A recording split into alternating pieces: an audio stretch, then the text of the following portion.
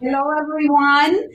How are we doing? Reflect and reset with Maria and Gina on Monday now. on a Monday where we are still very excited because Gina's daughter just got married on Saturday. And we had an amazing wedding. Oh, the wedding, it was a beautiful wedding. It was outdoors, so people were able to social distance. And it was gorgeous weather. So, Magical. It was... Yeah. We can't stop. We actually had a hard time concentrating today because we couldn't stop talking about the wedding. That's how amazing it was. So congratulations, Thank GC. I'm very happy for your daughter and for your family.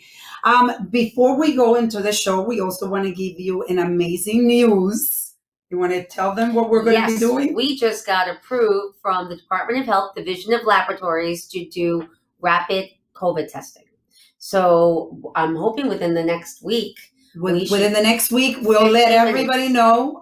You know, if we get it by Wednesday during my show, I'll let everybody know too. But this is very exciting for us because we've been getting so many requests from everybody that they want to get the rapid test. And this is something that we were able to get one of the machines that is FDA approved, you were saying? Yeah, and not only that, the labs are taking so long because they're so backed up to be able to get people their results that we can have this in 15 minutes. 15 minutes. So we'll have a couple of machines. We'll probably have 3 to 5 machines. Not sure how many we're going to start with yet, but probably 3 to start. And then we'll be available to do it. Yeah, we're going to be doing weddings. We have a first wedding in September where we will be testing everyone, all the guests that are coming to the wedding. So this is another area that we're here to help the community. And we are definitely very excited because our goal is to really, our mission is your health. Your health. Right.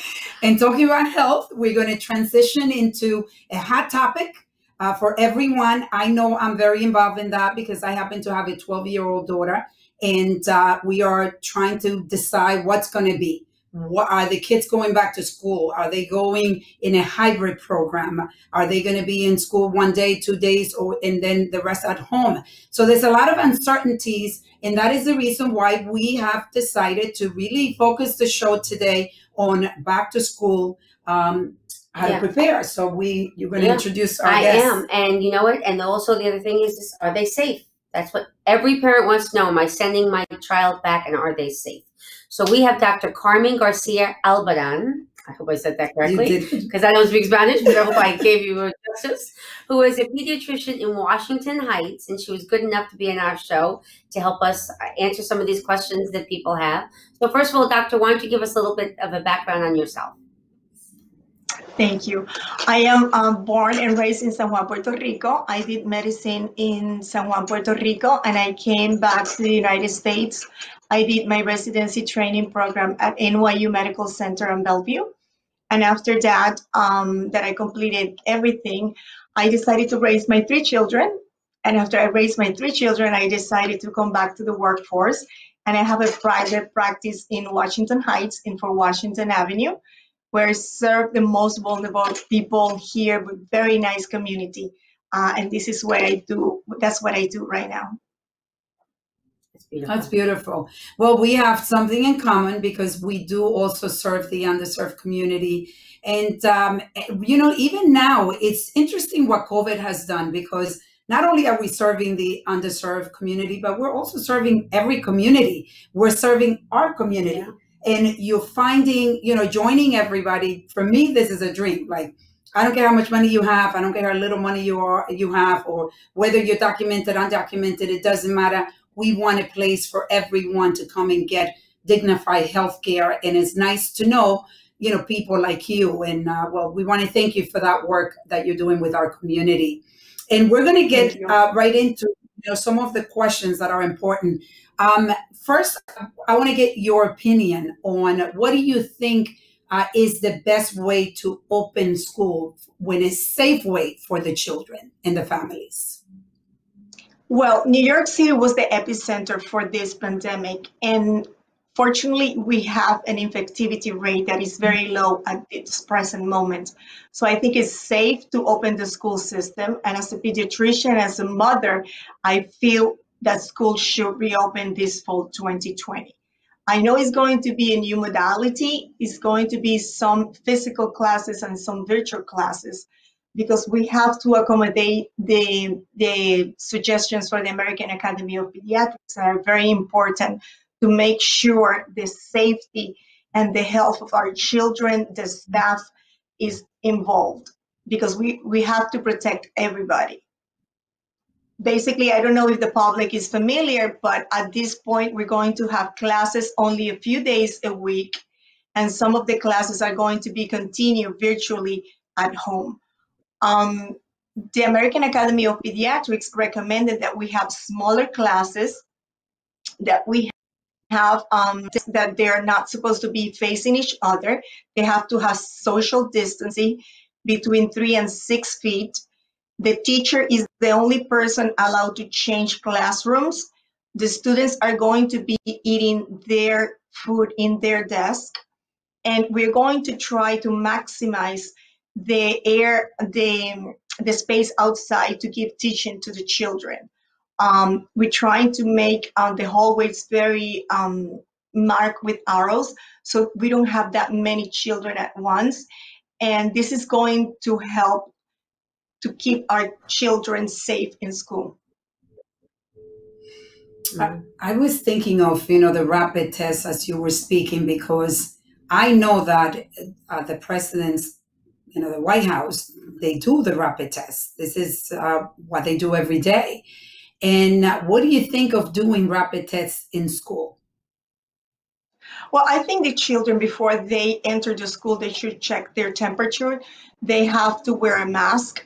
They really have to make like stations where they really wash their hands, because this is really important. And they can make stations where they can get hand sanitizer as well. And children are very smart, and you just have to explain things to them and repeat them. This is how they learn on a daily basis. And you can make sure the children can adapt to their new norm. Basically, if you have a child that you suspect that has coronavirus, it should be evaluated by the pediatrician. I always say to the parents, it's really important that before you go back to school, you get a medical checkup. And the vaccines have to be up to date, and they have to be cleared by the pediatrician. Also, we have the opportunity to know if this patient already has antibodies against the disease, because as you know, children get a disease that is less severe. It can be asymptomatic. And for this reason, it's really important that you go to the pediatrician and you get your child tested to make sure if he was already exposed and has antibodies against the vaccine. Yes. It's a little, that's why. So are you saying that, and what age are we talking about that the kids would be a little bit more asymptomatic or wouldn't have as many symptoms, less severe? What ages? It varies because it can be from months to teenager years.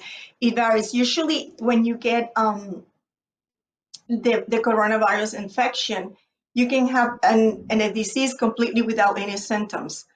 And I had the youngest child that I had in my practice that had coronavirus was 2.5 months. And I treated him for the active disease, and thank God he never was critical. And we had a very good outcome. And thank God, I have to be very, very grateful to God, because all my patients have recovered and none of them had any bad outcomes. We can have complications, but it's the minimum. Like, especially we have to pay a lot of attention to children that have baseline diseases like asthma, like diabetes, they're immunocompromised, patients that are overweight. Obesity doesn't link very well with COVID-19, but usually healthy children should do good. There's a very, very minimum patients that get affected by a complication that is an inflammatory syndrome that we see that is very similar to the symptoms of Kawasaki disease, but that has been the minimum, is not that bad. You were saying something interesting about the antibody testing. Shouldn't we test most of the kids to see if they've had the antibody? Because if they're asymptomatic, so before they go to school, almost like a routine thing should be done, that at least we can test them for antibody and see if they have it. So it's, I'm assuming you worry a little less. I know they say that well, we don't know what the antibody means yet. You know, the virus could change. But what's your opinion on that? Should we test most of the kids for antibody? We can test the children for antibody, but to have this as a criteria for attendance to school is not something that has been recommended by the CDC or the American Academy of Pediatrics, because we will be segregating or discriminating the children that have antibody positive or antibody negative. But for that reason is that we're not following this procedure. Okay. But it's a peace of mind knowing that your child already had the disease and has antibodies. Okay. Yep. So what do you think the biggest challenge we have in front of us by reopening the schools? Well, as I said before, it's a new norm, and it's really important that everybody stick to the rules that we are, and the safety of the children and the staff at this moment is something that has to be done on a daily basis. It's not something that has to be implemented in the school system and then after weeks fell away. It's really important that we are very strict in the hygiene, the social distancing, the mask, the hand washing, and always washing for any signs or symptoms of any sickness related to COVID. Okay. And what do you think about their mental state? Children that actually don't get to have those play dates or don't get to be in class, actually be in class with their schoolmates. I mean, it has to be hard on them because they don't understand this new norm. You seeing any type of mental health? Well, as I said before, it's really important that the parents bring their children to the pediatrician, because the school is a structure. It's a place where they go and learn academically, but also that's where they develop their social skills and their part of their emotional behavior, sharing with other children, socializing with other children. So after being confined for a long recess during this pandemic, it's really crucial that all the parents get their children evaluated by their PCP, primary care physicians, to make sure not only physically and that the vaccines are up to date, but this kid is emotionally ready to attend school. Because as I've seen during the pandemic, I have a lot of my patients that are depressed, that they have a lot of anxiety, or they have a lot of stress just related to the new norm, that they've been confined to the apartment. And it's really important to assess not only the physical, but the emotional health of every patient. You know, I have to just say something on that, because my niece has children now and their friends' children, you know, and one of the kids was actually having an issue because he thought he had no more friends. He actually was going through realizing that because he wasn't able to, you know, have his play dates and see his friends, he was becoming depressed because he thought all his friends abandoned him. Yeah. And, you know, then these kids don't understand this. And that's why I thought it was a good question to ask, because we're seeing it more and more and more with the kids not being able to participate with each other face to face. Yeah, I see that. I'm sorry, go ahead.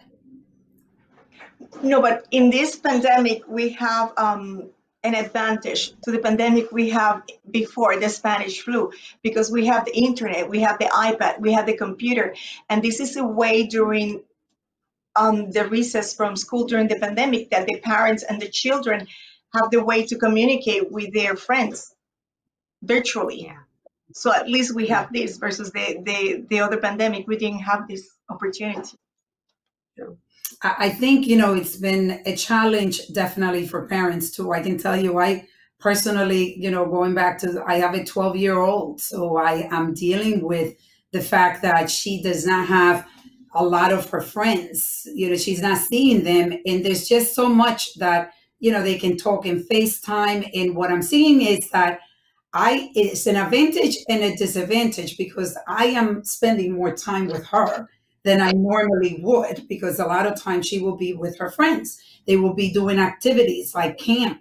I mean, camp right now, my daughter is not in camp. She did a little bit of tennis camp, and I could see the difference, when she's being active.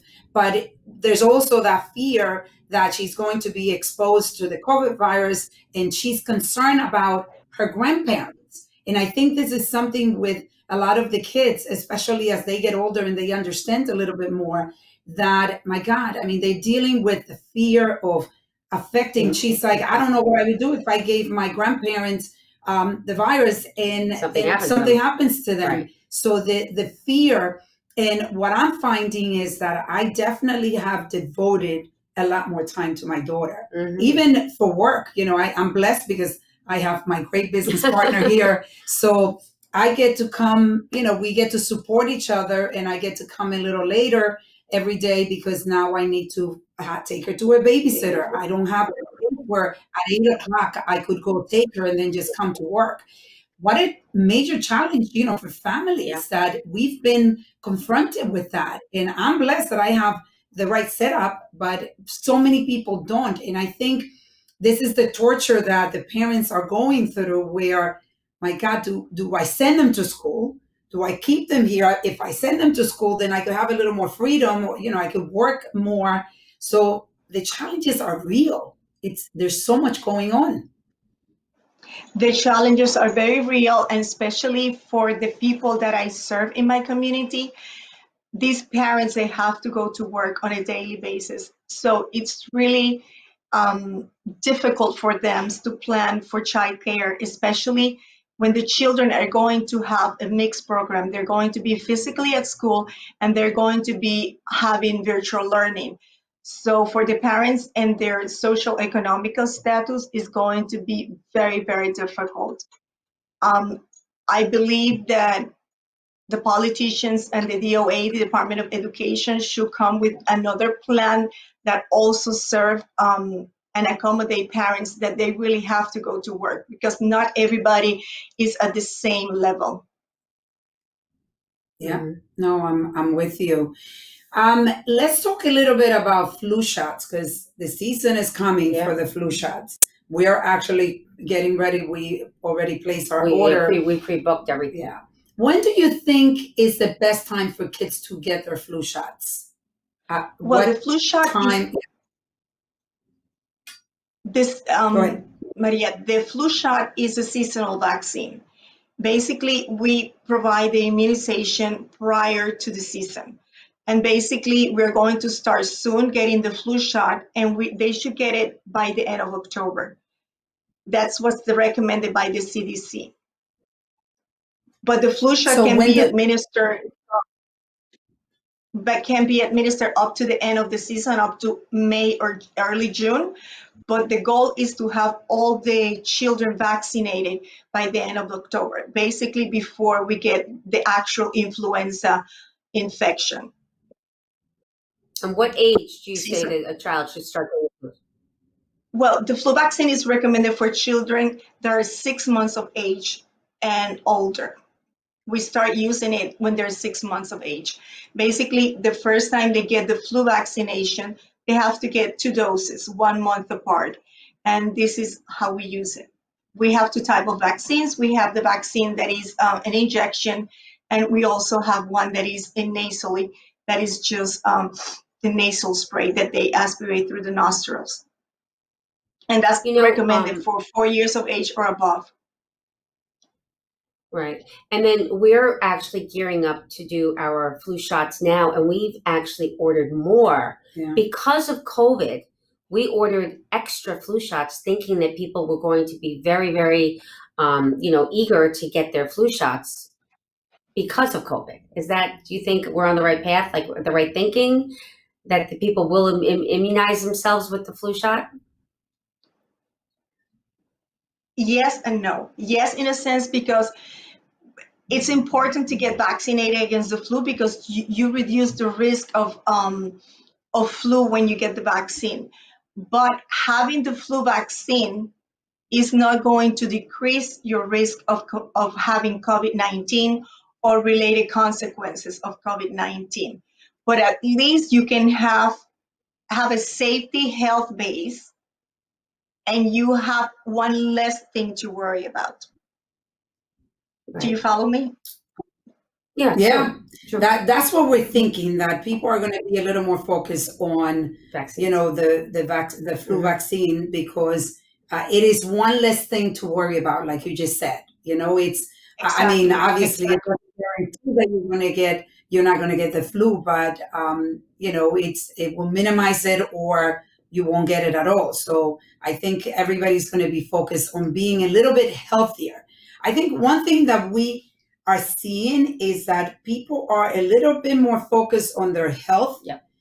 This is a side effect of COVID, because as we all know, the people that have not taken care of themselves, or people that have had chronic conditions, a lot of them unfortunately have been, you know, really affected by the virus. So, but we know that this is the month of vaccines, and we want to ask you a few last questions about vaccines. What do you think of parents that decide that they're not going to vaccinate their kids? And I know it's a heavy question. Well, the American Academy of Pediatrics recommend vaccines, and I'm pro-vaccines because they're safe and efficacious, and they really prevent diseases that can even prevent the death of children. So there are certain vaccinations that are really required in order to be in school. And those, by the age, the kids, when they get kindergarten, they have to have those doses of diphtheria, tetanus, and pertussis, polio, hepatitis B, MMR, varicella. And when kids already hit to attendance for 7th grade, that they have 11 years of age, they require another booster for DTaP, that's tetanus, diphtheria, and pertussis, and they also need the GARDASIL. So there's certain vaccines that if the children don't have the right amount of doses, they cannot attend to school. The last topic that I actually want to talk about is abuse. I have a show that I do on Wednesdays now, and I had Dr. Oliveira, and we were talking about you know, sexual abuse, which is something that we're very concerned. I happen to I have a book that came out. It's called I Say No More, and it's in Spanish, Yo Digo No Más, and it deals with sexual abuse, because unfortunately at the age of 9, I was brutally raped, and it was with my father's consent. Sure. So thank you. I am openly talking about this, and we've created a movement that is going to be launched now in September. And the movement concentrates on bringing awareness and fighting sexual abuse, which is a major concern now with COVID. You know, we were talking about how the kids are not going to school. This is a place where they get detected if this is happening. And what is have you seen any increase in your practice? Is this something that, what's your opinion on this? Well, basically being at home has raised many of these issues, especially sexual assault and violence at home. But I think I haven't had any cases like that in my practice, but I know it's going on in society because of the pandemic, as well as the mental illness, as I mentioned before, of depression, anxiety, and stress. Definitely, we have seen a lot of these cases, especially also people that are alcoholics. They have an increased rate right now because of the situation, that they're not working and they don't have the money that they did before. So we've seen this is on the rise. Okay. And it's something that parents should be aware of their children. And if they believe or they witness situations like this, maybe, I know it's during the pandemic, but maybe they should look for other options, either with the government or with family members, either the mother, or places where they can be safe or make sure their children are safe. Yeah, they were saying how in the organizations that deal with these type of cases, that they're seeing less cases, but more severe, which, you know, breaks my heart. I mean, it is something that, very painful. Yeah, very painful. I'm very big into books. You know, I feel that there is, through a book, we can learn a lot, and the more we read, the more you know, informed we are. And during this time, like, what type of book would you recommend parents that are you know, that are following us and watching the show? Well, the kids have a lot to read and a lot to study, because they're going to have very minimal physical classes, I mean, in presence classes, and they will be doing a lot of work virtually. But I like El Principito. I think he has a nice meaning for the children. But I know parents should know their children best, and they should, like, always. When my kids were little, we belonged to a book club, and you can't buy anything that is interesting for the kid. Either it's fiction, it's educational, and we should buy a lot of books for our children to be able to practice their reading and their comprehension and do some questions. So it's important that you keep your children always reading in at home.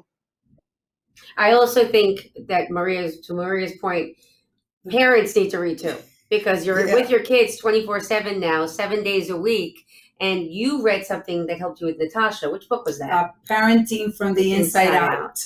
So it's by I think it's Daniel Siegel, if I'm not mistaken. I read so many books that I black the author sometimes. Parenting from the Inside Out. It helps parents deal with your children, especially now, because you guys, you know, there is no escape for anybody during this. But it's our producer is amazing. Hey, that's the book. Henry. Who is the author? Can you see? Yes, Daniel Siegel. Daniel Siegel. Mary I remember. And Danny Siegel. Mary Hart. Right. Yeah, it's one of the things about this book, and I'm going to mention, because this happened to me yesterday with my daughter. The book talks about going on the low road and then repairing. How important it is that once you go on the low road, that you find a very quick way to repair with your child. And yesterday, my daughter got me so upset, you know, like they can trigger you. And I had a hard time getting out of the low road back into repair mode. But this morning, when she woke up, I went, I hugged her. I said, "Do you know how much I love you? I love you so much. And mommy wants to say, I'm sorry, because I actually stayed in the low road longer than I wanted to. And I just, you know, took away time that we could have spent together and be happy. Even though I was with her, I wasn't happy. And it took me time to go back and repair. So, but the repairing piece, what he talks about, is so critical that we as parents can say, I'm sorry. And this morning, we're back to loving ourselves. And I'm taking her out to dinner soon. And it's exciting again.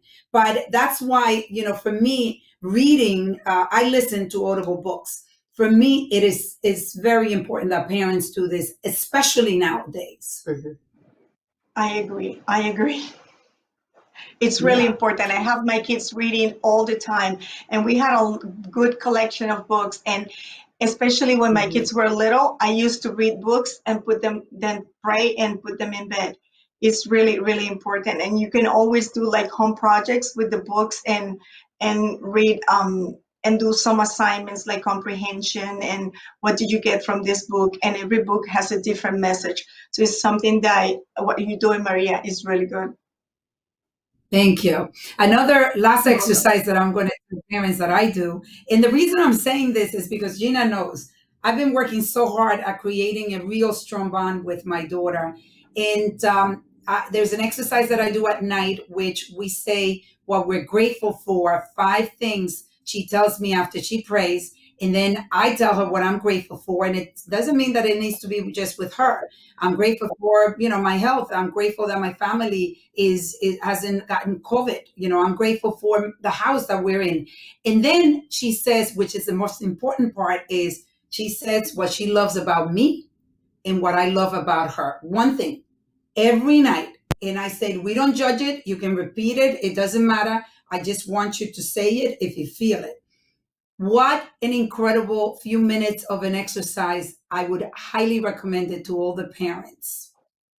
What do you think? I think it's good. Life starts with gratitude, Maria, and it's really important. You have to be grateful for what you have in life. And if you're teaching your little ones to have gratitude since early ages, is really important, because it's not only to be physically healthy, emotionally healthy, but your faith is really important as well, to have a good balance in life. Well, talking about gratefulness, we are grateful that we're grateful that you came, that you joined our show, and we appreciate what you do for the community. We want to thank you so much, and we want to thank. Well, first of all, we have to thank Henry. Henry, show yourself, Henry. Henry from Deadline AV. Henry, where are you? He doesn't. There he is. There we go. Henry, the best. This is the best. Our producer. Thank you so much, Henry. But we're also going to put your information up on the post, the feed after this, and so people will know how to. It's in the comments already. People will know how to reach you. And this is a very important topic. I know in the next few weeks, we're going to be talking about it more, and we're going to see what happens. We're going to pray for the best for everyone. We do want our kids back in school. We want them safe, and we want everybody to be safe. So we want to thank you, all of you, for following us. Remember, if you like our show, please like it. Like it on Facebook and remember that we will be doing rapid testing very soon, because at Formé, our mission is your health. Your health. Thank you, doctor. Bye, doctor. Take care. Thank you for the invite. Thank you. Bye-bye.